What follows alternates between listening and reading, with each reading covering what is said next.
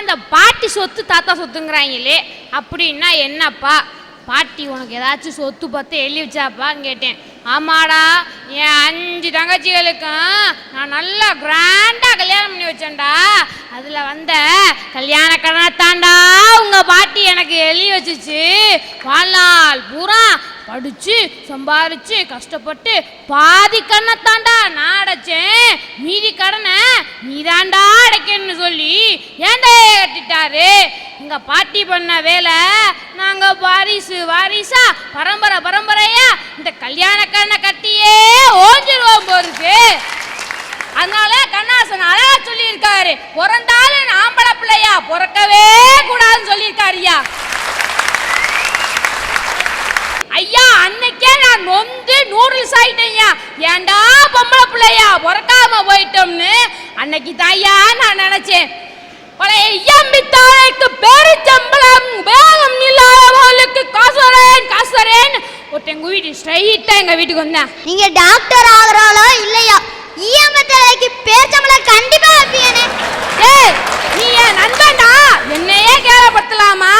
ஊர்ல 10-15 நண்பன் வச்சுக்கிட்டு நான் சந்தோஷமா இருக்கேன். நான் ஒத்த நண்பன் வச்சுட்டு பாடுற பாடு இருக்கேன். அச்சோ, அம்மா அவனை கூப்பிட்டு உட்கார வச்சு காப்பி சாப்பிட்றியாப்பா அப்படின்னு கேட்டு வீட்டுக்குள்ளே போய் காப்பியை போட்டு எடுத்துகிட்டு வந்து எனக்கு எங்கள் அப்பாவுக்கு அவனுக்கும் போட்டு கொடுத்தாங்க. காலையிலேருந்து நானும் எங்கள் அப்பாவும் காப்பி நாயா கத்துனா கிடைக்கலையே. என்னமோ அன்னைக்கு வந்த நாள் எங்கள் 2 பேருக்கும் காப்பி கிடச்சிச்சு. அவன் காப்பியை குடிச்சிட்டு கேட்டேன், ஏம்மா உங்கள் வீட்டில் எதுவும் பழசு பட்டு கிடக்கா அப்படின்னு கேட்டேன். அதுக்கு எங்கள் அம்மா சொன்னாங்க, பழசு பட்டை ஒன்று கிடக்குன்னு சொல்லிட்டு எங்கள் அப்பா அப்படி பார்த்தாங்க. ஒன்று உபயோகம் இல்லாத ஒன்று கிடக்குன்னு சொல்லிட்டு என்னைய பார்த்தாங்க. இதை பார்த்து புடிச்சுக்கிட்ட அவன், அம்மா இந்த 2 பீஸும் 2 வேஸ்ட் நீயே வச்சுக்கம்மான்னு சொல்லிட்டு அவன் போயிட்டேன். இந்த பழைய ஐயம்பித்தாளைக்கு பேரிச்சம்பளம் வைக்கிற முதற்கொண்டு நம்மளை மதிக்க மாட்டேங்கிறா ஐயா. வீட்டில் தான் இந்த ஆம்பளைய படாப்படுத்துறாங்கன்னா ஸ்கூலுக்கு போனா எங்கள் பிடி மாஸ்டர், டே நீ 100 மீட்டரு 200 800 ஓடுறா அப்படின்னாரு. நான் போய் கேட்டேன், ஏ சார் எங்களை மட்டும் ஓட சொல்றீங்களே, இந்த பொட்டை பிள்ளைங்களை மட்டும் ஏன் சார் ஓட சொல்ல மாட்டேங்கிறீங்க அப்படின்னு கேட்டேன். டே அந்த பிள்ளைகளை ஓட சொன்னோம்னா எவனையாச்சும் இழுத்துக்கிட்டே ஓடியா போயிருங்கடா அப்படின்னாரு. என்னை கூப்பிட்டு சொன்னாரு, டே நீ ஒலிம்பிக்ல ஓடி தங்கப்பதக்கம் வாங்கினா தாண்டா எனக்கு பெருமை அப்படின்னாரு. ஏ சார் நீங்களே சொல்லுங்க, இந்த உடம்ப வச்சுக்கிட்டு ஒலிம்பிக்ல ஓடி தங்கப்பதக்கம் வாங்குற உடம்பு மாதிரியா சார் தெரியுது? நல்லா தங்க பஸ்பமா சாப்பிட்டு தின்னு வளர்ந்த உடம்பு சார் இது. பஸ் ஸ்டாண்ட்ல ஆம்பளை நம்மலாம் நாங்களாம் காத்து நின்றுக்குந்தோம். அந்த கொஞ்சம் தூரம் தள்ளி இந்த பொம்பளையெல்லாம் நின்றுக்குந்தாங்க. பஸ் அங்கேருந்து வேகமாக வந்துச்சு. கையை காட்டி நாங்கள் நிப்பாட்டினா நிற்கலை, நேராக கொண்டு இந்த பொம்பளை நிற்கிற இடத்த நிப்பாட்டினாரு. நாங்கள் நாய் மாதிரி இலக்க ஓடி ஒரு வழியாக போய் வழியில தான் நின்றோம். படக்குன்னு வண்டி எடுத்துனாங்க. இந்த கண்டக்டர், டே இருமாடு கஸ்மாலம் மேலே நின்றா அப்படிங்கிறாரு. அடுத்த ஸ்டாப் வந்துச்சு. ஏன் 3 பிள்ளை ஏறினுச்சு. வாங்கம்மா அப்படின்னு கூட்டிட்டு நேரா என் சீட்டுக்கு வந்து 3 பேர் சீட்லையும் மூட்டை மாதிரி அடைச்சு உட்காந்துருக்கான் பாரு அப்படின்னு என்னை எழுப்பி போட்டு அந்த 3 பிள்ளையிலே உட்கார வச்சுட்டாங்க. இந்த பொம்பளையை உட்கார இடத்த என்ன எழுதி போட்டுக்கா தெரியுமா? பெண்கள், மகளிர், பூவையர், வழைக்கரம் அப்படின்னு எழுதி போட்டிருக்காங்க.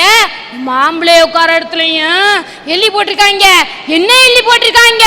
திருடர்கள் ஜாக்கிரதை அப்படின்னு எழுதி போட்டிருக்காங்க. அதனால கண்ணாசன் அழகா சொல்லியிருக்காரு, பிறந்தாலும் ஆம்பளை பிள்ளையா பிறக்கவே கூடாதுன்னு சொல்லியிருக்காருயா. ஆம்பளை மாடா உழைச்சு ஓடா தேயதுக்கு தான் பிறந்திருக்கான். நல்ல வேலை ஜோலி பார்த்து பொண்டாட்டியை காப்பாத்துறதுக்கு கை நிறைய கொண்டு அவ கையில துட்டை கொடுத்துட்டு படுத்துருந்தாம்னு வைங்க, அவனுக்கு ஒரு போன் வந்துச்சுன்னா பெருமையா சொல்லுவா. அவங்க 3rd ஷிஃப்ட் பார்த்துட்டு வந்து நல்லா படுத்து தூங்குறாங்க. இப்போ அவளை எழுப்பப்படாது, எழுப்புனா அவளுக்கு கோபம் வரும் அப்படின்னு மரியாதையா சொல்லுவா. இதே அவனுக்கு ஒரு நாளைக்கு ஒரு வேலை இல்லைன்னு வைங்க, அவனுக்கு ஒரு போன் வந்ததுன்னா சொல்லுவா, சவான்னா கட்டில கிடக்கு, சவத்தை கொண்டு போறதுனா கொண்டு போங்க, இல்ல கட்டிலோட வந்து கழுதையை தூக்கிட்டு போங்கம்பா. சின்ன சின்ன வேலையை செய்யறதுனால ஆம்பளையா பிறக்க கூடாதுன்னு அவ கேவலமா நினைக்கிறீங்களே. ஒரு ராணுவத்தை காக்குறது ஆம்பளை தானே, அதை நினைச்சு ஏன் பெருமைப்படக்கூடாது? நீங்க இப்படி பெருமைன்னு சொல்லியே எங்களை போட்டு இந்த காலமாட்டை வண்டியில போட்டு வயல்ல உழுது ஏர்ல போட்டுத மாதிரி எங்களை போட்டு வேலை வாங்குது ஐயா. ஐயா நீங்க மட்டும் என்ன பண்றீங்க? காதலிக்கும் போது கட்டின புடவையோட வாமான்னு சொல்றீங்க, காதலிச்ச பிறக்க உங்க அப்பன் கட்டி வச்சிருக்கிற வீட்டோட வாங்குறீல்ல. ஆனா சில பேர் சொல்லுவான் கட்டின புடவையோட வாட்டிம்பான். கட்டின புடவையோட வாட்டின்னு சிந்திக்காம கூப்பிடுத பைய கடைசி வரைக்கும் அவளை அந்த கட்டின புடவையோட தான் வச்சிருப்பான். நான் கேட்கேன், என்ன பொண்டாட்டிக்கு மட்டுமா ஐயா செய்யறோம்? நாங்க கூட பிறந்த அக்கா தங்கச்சி வீட்டுக்கு நாங்க சும்மா போக முடியுமா? இப்ப தங்கச்ச கட்டி கொடுத்தாச்சுன்னு வைங்க, அப்புறம் வாழ்நாள் முழுக்க சீர் சிராட்டு செய்யறது எங்க ஆம்பளைக்கு தான். இப்படிதான் ஒரு பையன் பண்ணானா, உங்க அக்காளுக்கு போன் போட்டு தங்கச்சிக்கு மை போட்டு உன் ஃபேமிலிய வைக்க வரவே இல்லை அப்படின்னுட்டு டோட்டல் ஃபேமிலியும் அபேஸ் பண்ணிட்டு போயிட்டாயா, அபேஸ் பண்ணிட்டு போயிட்டான். அவன் தங்கச்சிக்கு செய்யறதுலாம் எங்களுக்கு ஒன்றும் வருத்தமே இல்லை. ஏன்னா மனைவியை விட நான் அதிகமா நேசிக்கிறது என் குழந்தையால தான் நான் ரொம்ப நேசிக்கிறேன். ஏன் தெரியுமா? என் வீட்டம்மா என்னைய கல்யாணம் முடிஞ்ச புதுசுல அத்தான் அத்தான் அத்தான் அத்தான், இப்போ பூதத்தான் பூதத்தான் பூதத்தான். இந்த மாதிரி ஆளுங்க இருக்கிறதுனால தான் இன்னைக்கு பொண்ணு பார்க்க வர்றப்பயே கூட தங்கச்சி இருந்துச்சுன்னா காமிக்க மாட்டாங்க சார். எனக்கு கொழுந்தியாலையும் நமிதாவையும் பேசினா பிடிக்காது.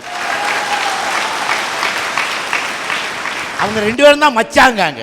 வேற ஒன்றும் இல்லையா, கொழுந்தியாட்ட சந்தோஷமா பேசுனா என்ன தப்பு? இப்போ கொழுந்தியாவை கெட்டினா தான் என்ன தப்புங்க? இந்த இடத்துல ஒரு 50 ரூபா தொலைஞ்சு போச்சு, எங்கே தேடுவோம்? இங்கே தானே தேடுவோம். அக்காலால் தொலைச்ச நிம்மதியை தங்கச்சிட்ட தேடினா என்னையா தப்பு இருக்கு? ஐயா, சூப்பருக்கும் ஆஃபருக்கும் ஒரு வித்தியாசம் இருக்கு தெரியுமா? ஒரு ஆம்பளைக்கு பொண்டாட்டி அழகா இருந்தா அது சூப்பர், ஆனா அவ கூட பிறந்த கொழுந்தியா அழகா இருந்தா அது ஆஃபர். பொண்டாட்டிக்காரி முதல்ல தான் புருஷனை அத்தாம்பா, அதுக்கு பிறகு என் பாரதி அப்பா, என் அருணா அப்பா, என் அத்தாம்னு கடைசி வரைக்கும் கூப்பிட. ஆனா அத்தா அத்தான்னு கடைசி வரைக்கும் அந்த பையல மனசு நிறைய இது மாதிரி கூப்பிடுறது யார் தெரியுமா? கொழுந்தியா தான். அவ என்னைக்குனாலும் அத்தான் அத்தான் அத்தான்னு அருமையா கூப்பிடுவா. ஐயா ஐயா, இன்னைக்கு ஒரு தங்கச்சி வீட்டுக்கு நாங்க போறோம்னு வைங்களேன், எப்போ போவோம்? சீர் சிராட்டு செய்யறதுக்கு, அவள் பிள்ளைகளுக்கு சீர் சிராட்டு செய்யறதுக்கு எங்களை கூப்பிடுவான். அது எங்கள் அண்ணன் மடியில் வச்சு தான் என் பிள்ளைக்கு முடி எடுக்கணும்பா. தாய் மாமா மடியில் வச்சு தான் பிள்ளைக்கு மொட்டை போடுவோம். தங்கச்சி பிள்ளைக்கு மொட்டை வந்து பிள்ளைக்கு கிடையாது, தாய் மாமனுக்கு தான் மொட்டை. மொட்டை போட்டு காது குத்தின உடனே அந்த காதுக்கு தங்கத்தில் கம்மல் எடுத்து தாய் மாமன் போடணும். அந்த பிள்ளைக்கு கழுத்தில் ஒரு மைனர் செயின் செஞ்சு போடணும்.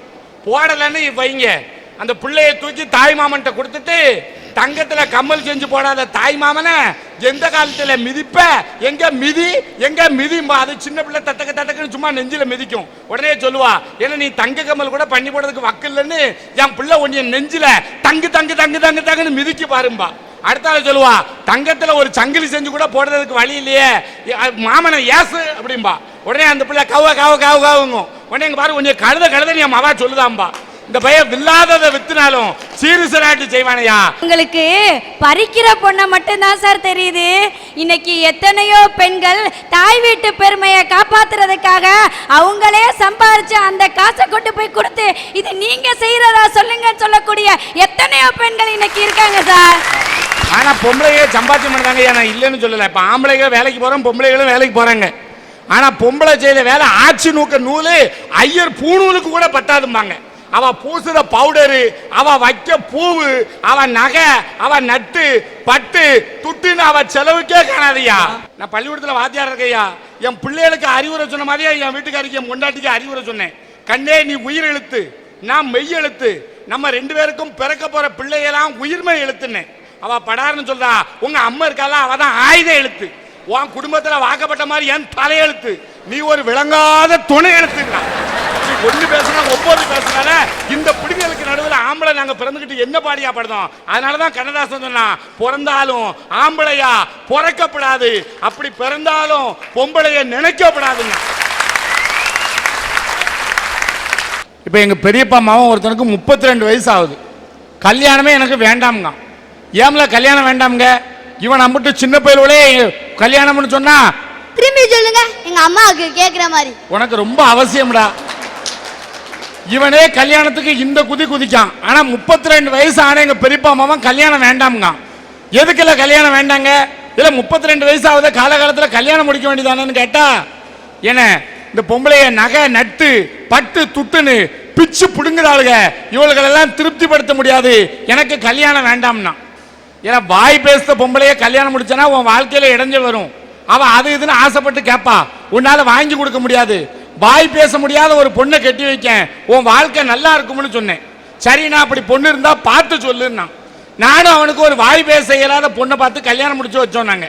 அவன் வாழ்க்கை சந்தோஷமா போச்சு. இந்த பயலுக்கு போதாத நேரம் எல்லாம் அவன் பொண்டாட்டியும் அவ புருஷன்ட்ட கொஞ்சம் குலவுதா. நம்ம பொண்டாட்டி பேசவே மாட்டேக்கால, வாயை உம்முன்னு வச்சுக்கிட்டு இருக்கால, இவளை எப்படியாவது பேச வச்சு பார்க்கணும்னு சென்னையில ஆஸ்பத்திரியில் கொண்டு அவளை சேர்த்திருக்கான். அங்க ஒரு டாக்டர் அவளை செக் பண்ணி பார்த்துட்டு, தொண்டையில இந்த பிள்ளைக்கு சதை வளருது, ஆபரேஷன் பண்ணி பேச வச்சிடலாம், ஒரு 10 நாள் பேச்சு பயிற்சி கொடுத்தா போதும் பேசிடுவா, 3 லட்சம் செலவாகும் இருக்காரு. இந்த பையன் 3 லட்சம் என்ன டாக்டர், 30 லட்சம் செலவானாலும் என் பொண்டாட்டிய பேச வைங்கன்னு அவளை ஆஸ்பத்திரியில் சேர்த்துட்டு ஊர்ல வந்து பேரமூட்டம் தேடி வச்ச சொத்தையெல்லாம் வித்து 3 லட்சம் ரூபாயை கொண்டு டாக்டர்கிட்ட கொடுத்துருக்கான். டாக்டர் சொல்லிருக்காரு, உன் பொண்டாட்டிக்கு ஆபரேஷன் பண்ணியாச்சு, மேல போய் பார்ல ஃபர்ஸ்ட் ஃப்ளோர்ல 7ஆம் நம்பர் ரூம்ல இருக்கா, இப்ப நல்லா பேசுதான்னு இருக்கான். இவனுக்கு ஆசைன்னா ஆசை, அம்பிட்டு ஆசை. 3 லட்சம் ரூபாய் செலவழிச்சு அவன் வாயை திறந்துட்டோம். இப்ப போன உடனே என் வாயை திறந்த வள்ளலே, என் வாழ்க்கையில ஒளியேற்றி வச்ச விளக்கேன்னு கெட்டி பிடிச்சு முத்தம் கொடுப்பான்னு நினைச்சிட்டு போயிருக்கான்.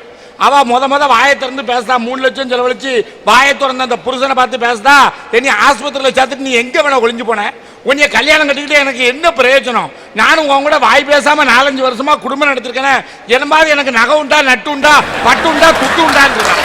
இந்த போய் வெடிச்சுட்டான். இந்த சனியம் பேசுறதை விட பேசாமலே இருந்திருக்கலாமேனுட்டு நேரா போய் டாக்டர் காலை தொட்டு கும்பிட்டான். டாக்டர் நல்லா இருப்பியே, இன்னொரு 3 லட்சம் ரூபாய் செலவானாலும் பரவாயில்ல, இவன் வாயை நிரந்தரமா அடைச்சிருங்க. இப்ப டாக்டர் கேட்டிருக்காரு, இல்ல நீ நினைச்ச உடனே திறக்கிறதுக்கும் நினைச்ச உடனே அடைக்கிறதுக்கும் இது என்ன வாயா இல்ல வயக்காட்டு வாமடையால, நீ திறக்க சொல்லும் போதெல்லாம் திறக்கிறதுக்கும் அடைக்க சொல்லும் போதெல்லாம் அடைக்கிறதுக்கும் இந்த பிரச்சனையை தீர்க்கிறதுக்கு ஒரே ஒரு வழி தமிழ இருக்கு, உன் காதை வேணா செவிடாக்கு தமிழ இருக்க, அப்படியாவது செய்யுங்க டாக்டர், புண்ணியமா போயிரும். இன்னைக்கு பொம்பளைய படுத்துத பாட்டுல அநேக பேர் கல்யாணத்தை முடிச்சுட்டு செவுட்டு பேலாம் அலைதாமன்னு சொன்னா, கண்ணதாசன் அதான் பாட்டு பாடினாயா, பிறந்தாலும் ஆம்பளையா பிறக்க கூடாது, பிறந்தாலும் பொம்பளைய நினைக்க கூடாது.